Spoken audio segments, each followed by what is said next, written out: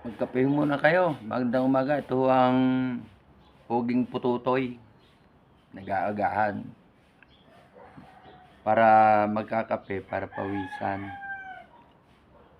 Kape muna kayo. Okay, ang kape ko lagi yung puro.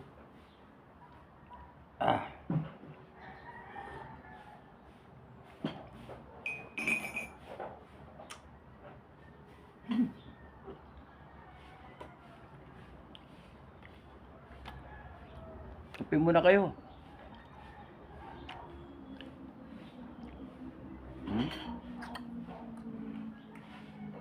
May longganisa na nilagang itlog para malakas ang tuhod.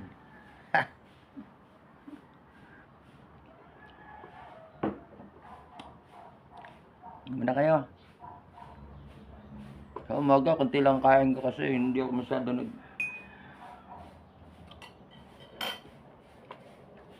nagkakakain pagka umaga.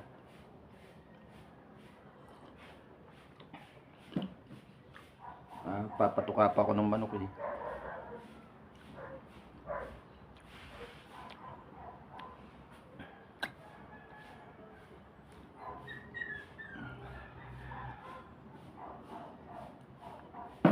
Sabi raw ng iba, Kwan,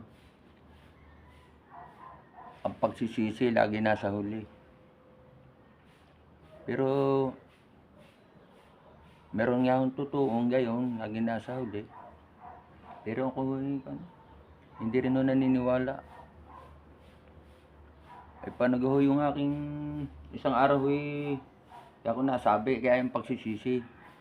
Hindi yung laging nasa huli. Minsan ako pumunta doon sa Ibayo, yung kumpare ko doon. Biri nyo naman naiyak. Talagang may hawak pang pestawli. Sabi ko pare, kalalaki mong tao ba't di kayo nagkakagayaan? Ano kang problema mo? Siya daw nagsisisi. At gawa ng halos ang buwan na siyang pinahihirapan. Kaya siya naging iyak ng gayon.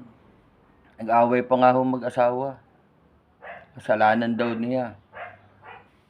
Kaya sinabi ko yung pagsisisi ko nga iyak ko nang iyak. Sige pare, hindi ka nga. Hindi nilakbayan ko. Sinama pa ako doon sa kanyang bumili ako kasi ng kalabaw.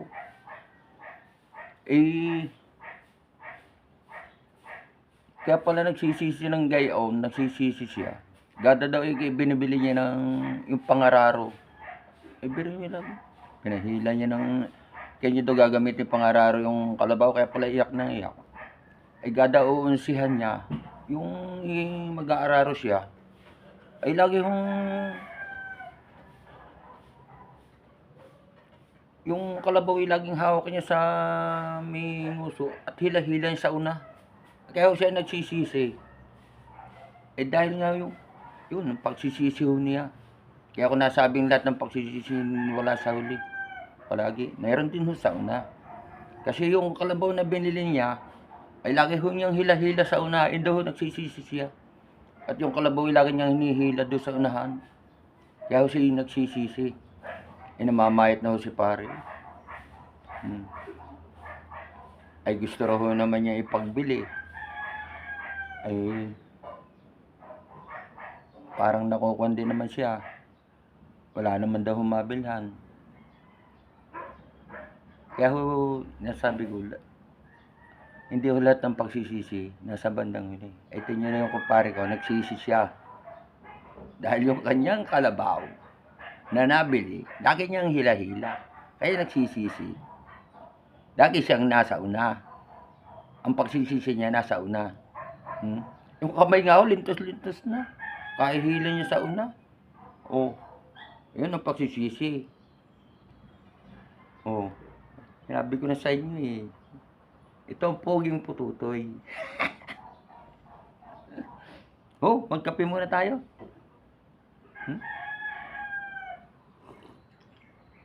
May itlog. Yung pa,